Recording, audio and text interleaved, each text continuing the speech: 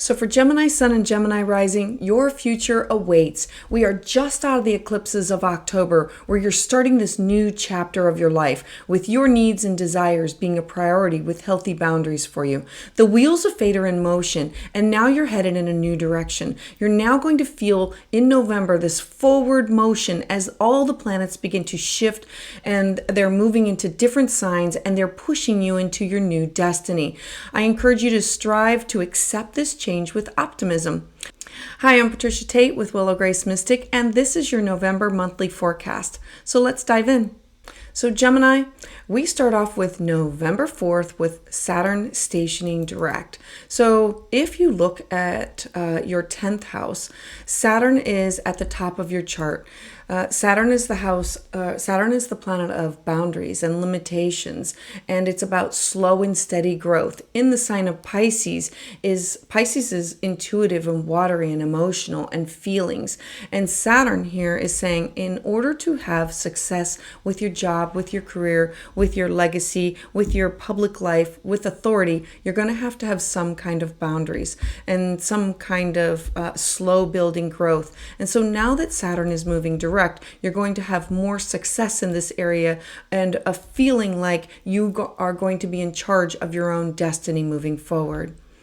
Then we move forward to November 8th. On November 8th, Venus enters into the sign of Libra. I love this because this is where it naturally feels comfortable. Venus is the planet of love, emotion, and she's money, and she's about comfort, and her natural ruler is Libra. This is your 5th house. The 5th house is children, being childlike. It's the house of your investments.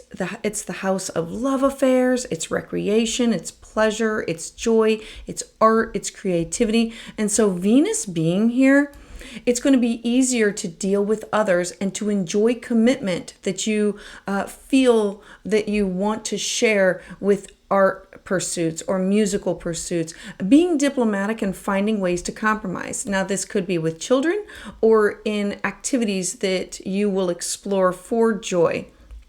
Then, as we move forward on November 10th, Mercury is going to join up into the sign of Sagittarius. So Mercury is going to be the first one to join into your 7th house. The 7th house is the house of, it's your 1+1. It's your house of marriage partners or business partners. It's your clients. It's your one-on-one relationships. It's your friends. It's also the house of open enemies and exes. And so Mercury here is about you thinking bigger and brighter. It's about you seeing the bigger picture with your friends, with your business partners, with your significant other, having these big ideas and working on bigger plans. Now, this could be with group projects that you want to complete with them. This could be your ideas of what do you want to manifest and how do you communicate to them. You could be bringing these great ideas to a partner and saying, I want to work with you and I want to make this happen. Or this could be a great idea with a significant other and saying, I have this big, beautiful, bright picture of us spending the rest of our life together. So Mercury in Sagittarius.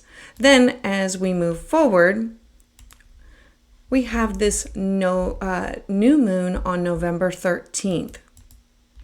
So a new moons are fresh starts, they're clean slates, they're new beginnings, they're an opportunity to have setting your intentions of things that you want to do. This is in your 6th house of where you're of service to others, of how do you keep and maintain your daily habits and your work and your mental health, your physical health. It's about your routine. It's your relationship with your employer and your coworkers and your employees. It's the house of self-care. And so the moon rules over your 2nd house of your self-worth, and the sun rules over your 3rd house of neighbors and siblings, and it's the house of communication. And this is absolutely beautiful because Mars rules over your 11th house of your hopes, your wishes, your dreams. So if you add all of these things together with this beautiful stellium of I want to start something new, I need to be focused on my health because it's going to improve my mind, my body, my spirit, and then I'm able to focus on my hopes, my wishes, my dreams, my goals, things that I want to do in the future. Remember that new moons are about setting intentions that you want to go after over a short term and over a 6-month period. And in the sign of Scorpio, this is about an opportunity for you to experience a transformation for the better in order for you to do something and make it last. So this could be a new health routine or a new workout routine or balancing your home and your work. You can pursue projects that you're passionate about. You can share and you can start over. Now, I want to bring your attention to the Sun in Scorpio is also opposing Uranus. And this is in your 12th house. Remember that your 12th house is your personal unconscious. It's the shadow house. It's the house of your private inner world. It's your dreams, your intuition. And so knowing this, you might be feeling some pushback about some people or places or things. Anything that's trying to box you in, giving you these ultimatums. And this could be through work, or these could be doctors or mentors. Remember that this is the house where we go to get guidance. So I'm encouraging you to release anything, and you might need to be working towards a productive response because Scorpio feels everything deeply and intensely, and Uranus reacts without always thinking. And so this opposition is going to be a time where you might feel like your back is against the wall, and try to make it your decision with whatever you are starting and moving forward with. All right, so then as we move forward on to November 22nd. So on November 22nd, we have the Sun entering into Sagittarius. It is now joining Mercury. I absolutely love this because the Sun is you. It's your power. It's your it represents the way that you communicate. It's your neighbors, and it represents your 3rd house of how you communicate. And so in the 7th house, remember that this is going to be a major theme topic over this month. This is expecting adventure, expansion, new experiences, new opportunities, new people in your life, focusing and having this more optimistic, open view of maybe I have these new clients, maybe I experience new friends. You're going to want to try new things, go to new places, meet new people, and study these new topics, all with these new people or friends, social circles. Remember that it's your +1 house. So it's best friends, it's your significant other, it's your business partner. And this is the two of you saying, let's go and do this joint activity together. Let's manifest our dreams. Then as we move forward to the 24th, we now have Mars joining the party. So Mars here. I love having this because Mars is passionate, fiery, and it has this drive. Mars entering Sagittarius is now going to up your game. It's going to give you this energy to become more focused on this expansion. Could be expansion of contracts, expansion of friendships or partnerships.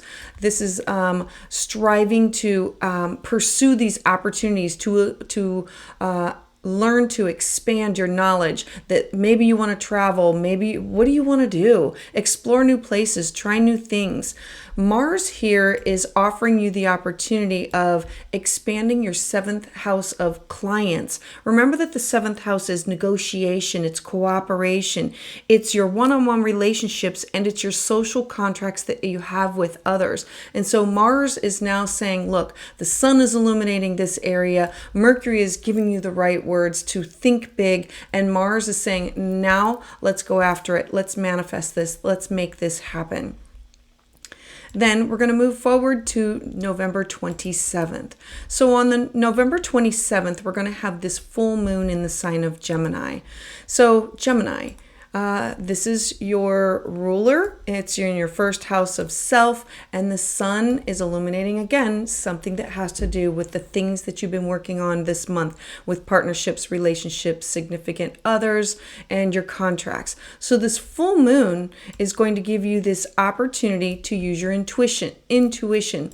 Remember that the moon rules your second house of your self-worth, your cash, your property, and in the sign of Gemini, this is going to be a really great time to sort through all these ideas that you have, to finalize these plans. Remember, full moons, they want to bring culmination. They want to see these endings. And so this is you finalizing these plans in order to see the results of these short-term plans and ideas. It's going to be an opportunity for you to say what you mean and mean what you say. Now, Mercury in Sagittarius is here, but Mercury in Sagittarius is square to the planet Neptune in your 10th house. This is your career, your life path, your goals. And so Mercury in Sagittarius squaring Neptune in Pisces.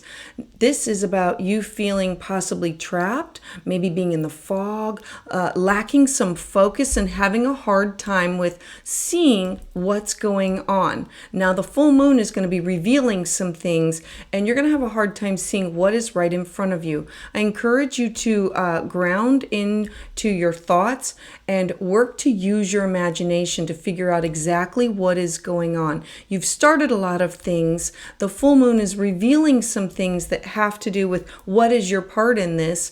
The full moons are also culminations, but this square to Neptune is making things a little bit blurry with where things really are and lacking a little bit of focus.